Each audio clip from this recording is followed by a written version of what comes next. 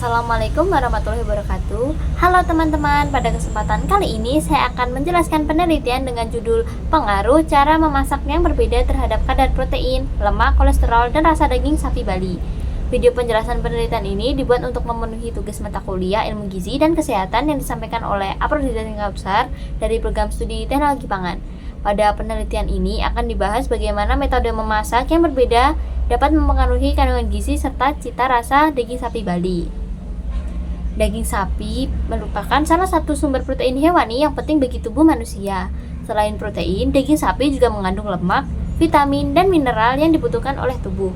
Namun, cara pengolahan atau cara memasak daging dapat mempengaruhi kandungan gizi serta kualitas rasa dari daging tersebut. Metode memasak seperti merebus, mengukus, memanggang, dan menggoreng dapat menyebabkan perubahan pada kadar protein, lemak, kolesterol, serta rasa daging. Oleh karena itu, penelitian ini dilakukan untuk mengetahui pengaruh cara memasak terhadap kualitas gizi dan sifat organoleptik daging sapi Bali.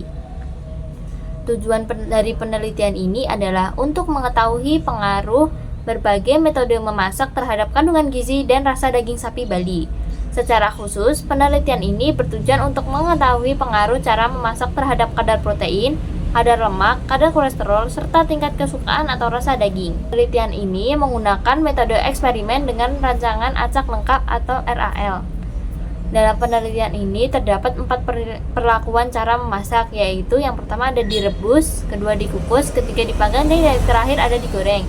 Setiap perlakuan dilakukan 3 kali ulangan dengan menggunakan daging sapi Bali yang memiliki ukuran dan berat yang sama. Setelah dimasak, sampel daging kemudian dianalisis di laboratorium untuk mengetahui kandungan protein, lemak, dan kolesterol. Selain itu, juga dilakukan uji organoleptik untuk menilai rasa dan tingkat kesukaan panelis. Hasil kandungan gizi berdasarkan hasil penelitian, cara memasak memberikan pengaruh terhadap kadar protein dan lemak pada daging sapi Bali. Metode menggoreng dan memanggang menghasilkan kadar protein yang lebih tinggi dibandingkan metode merebus atau mengukus. Hal ini terjadi karena proses pemanasan dapat mengurangi kadar air dalam daging, sehingga protein menjadi lebih terkonsentrasi. Untuk kadar lemak, nilai tertinggi terdapat pada daging yang digoreng karena selama proses penggorengan terjadi penyerapan minyak ke dalam daging. Sedangkan metode merebus atau mengukus, sebagian lemak dapat keluar bersama air sehingga kadar lemak menjadi lebih rendah.